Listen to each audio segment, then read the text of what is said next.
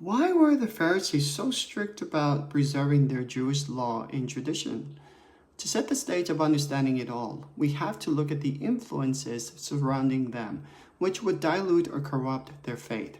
In 332 BC, Alexander the Great conquered Palestine, bringing Greek presence in Israel.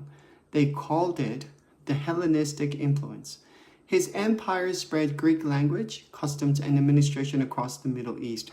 After Alexander's death, the land was ruled by Greek-speaking dynasties. This meant Greek cities were founded, Greek became the language of trade and government, Greek education, philosophy, and customs spread, and the Jewish communities interacted daily with Greek-speaking populations. This created a long-lasting cultural blend. By the 1st century, many Jews spoke Greek as their everyday language. Greek-speaking synagogues existed even in Jerusalem. Greek names were common among Jews, and Hellenistic cities were scattered across the region. The early Christian movement grew in a world where Jews were culturally diverse, some tradition, some Hellenized. Greek was the universal language, making the gospel easily spread. Mixed communities were common, and many early believers had Greek backgrounds or Greek names.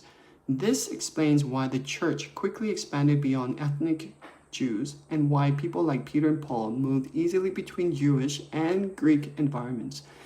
The Greeks had their own beliefs. We all know the Greek gods and goddesses like Zeus, Athena, Apollo, Artemis, Hades, and the like. This is why in the book of Acts, we learned about Paul confronting idols in Athens. People think Paul and Barnabas are gods. Sorcerers and magicians appear in multiple cities, and temples to Greek gods shaped city life, like Artemis in Ephesus. Understanding Greek religion helps explain the spiritual environment the apostles were entering.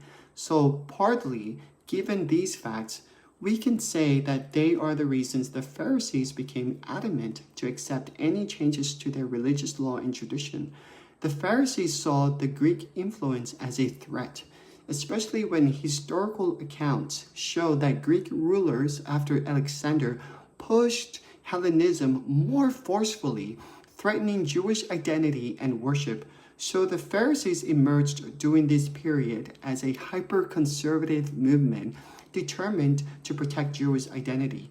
They emphasized strict obedience to the law, built fences around the law, resist assimilation into Greek culture, and preserve Jewish distinctiveness in daily life.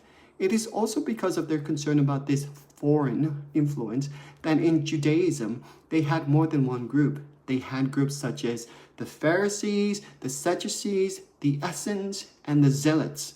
This diversity shows how deeply Greek culture affected Jewish society.